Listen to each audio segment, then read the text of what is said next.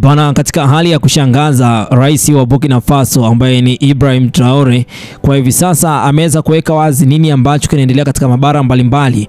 Maraisi wa Afrika wanaitwa vipi katika mabara hayo?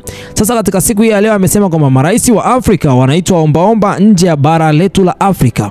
Wanatuzalilisha sana kwa kuombaomba pesa nje ya bara letu la Afrika.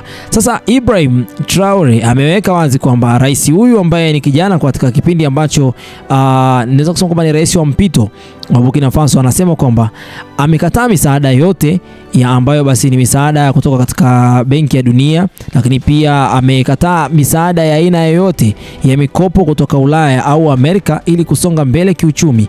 Yani kwa kifupi, mwamba hahitaji kitu cha aina yoyote kwa hivi sasa ili kuweza kusonga mbele katika nchi yake ya Burkina Faso. Anatumia mfumo wa kuhakikisha kwamba wananchi wake wanatumia kile ambacho kipo na wala sio kwamba kutegemea mtu mwingine alete na wao ndo wakitumie. Pamoja na hayo yote, anasema kwamba Afrika ina kila rasilimali. Yani Afrika ina kila kitu ambacho kinafaa kutengeneza pesa, kinafaa kufanya pesa hiyo basi iweze kuzunguka katika nchi yake, kinafaa kuhakikisha kwamba pesa hiyo inaweza kuzalisha pesa nyingine.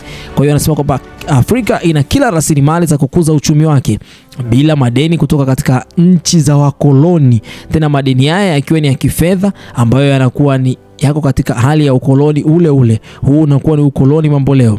Ibrahim Traore anasema sasa ni wakati wa kuamka na kujenga uchumi wetu wa Afrika. Hakuna haja ya kuanza kutegemea mabenki kutoka nje ya bara la Afrika. Hiyo ni namna ambavyo Ibrahim bado anazidi kusisitiza kile ambacho kimetokea katika nchi yake ya Burkina Faso.